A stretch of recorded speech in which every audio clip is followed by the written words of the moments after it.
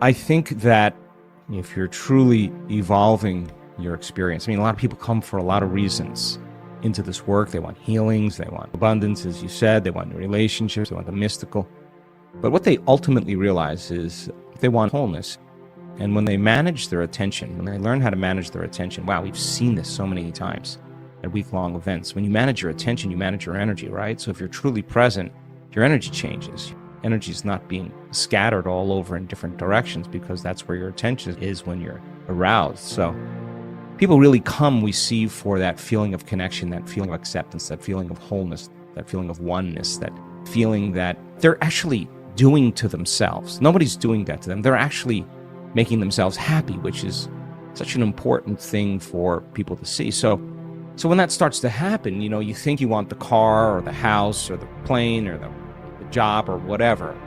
Really, what we want is that feeling of wholeness and connection. So there's a lot of ways to get there, because in creating from lack or having things that you don't want, the realization that you're separate from something that you do want then causes you to want to do something to get it. And there's nothing wrong with that. And that's what we're kind of programmed to do in a lot of ways. And when we finally get it, and the experience happens, then that feeling from that experience takes away that lack or separation. But really, as you evolve and you start realizing that, I use this idea of having a really noble life.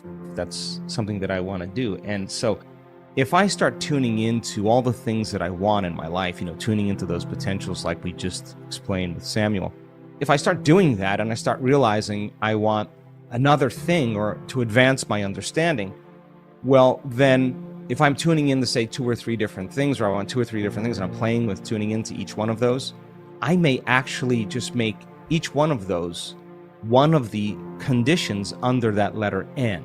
So then I've tuned into the mystical, I've tuned into more synchronicities in my life, I've tuned into connection and downloads and things that I love, right? So I've tuned into all of those things. So those then become part of the list instead of their individual list. Now that just becomes part of my new list.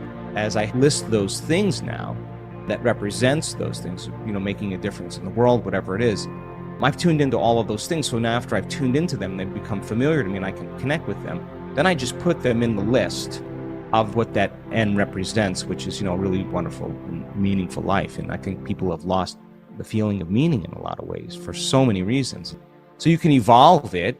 The emotions that you experience when these happen should be a summation of all the ones you've felt before. So if the mystical created awe and wonder and inspiration and an awakening or grateful for life, and one of the other ones did as well, well, then you know that feeling, and so it should be familiar to you. But the experience of enhancing it would be a feeling or emotion that would be more of that, right? So I always think, God, if I can feel a little bit more of what I'm feeling now, I can forecast an experience that's kind of like this feeling, right? And I can draw it to me. So make your list, tune into one thing, write down that letter, tune into those intentions, write down the intention and then tune into that letter and get familiar with that for 2 weeks. And then after a couple weeks and the synchronicities start happening and you start noticing, okay, now take that and put that as one of the things and evolve that letter now to a different letter and have that still be one of the things, and keep tuning in, and you can create,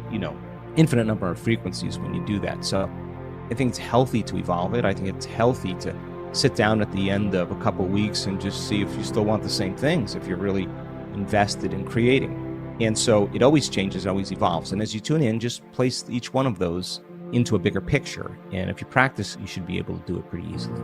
We're programmed to do that. We're programmed. You have that experience and you create something wonderful in your life, and you do your meditation and you feel that feeling, and then you start creating outcomes in your life. And then when you start creating outcomes in your life, you get a little rush of the pleasure center in your brain that makes you feel that wonderful feeling, and there's dopamine and there's serotonin, all these wonderful growth hormone factors, and all these wonderful neurotransmitters are being released, and oxytocin, and you're expanding, and that feels really good, right?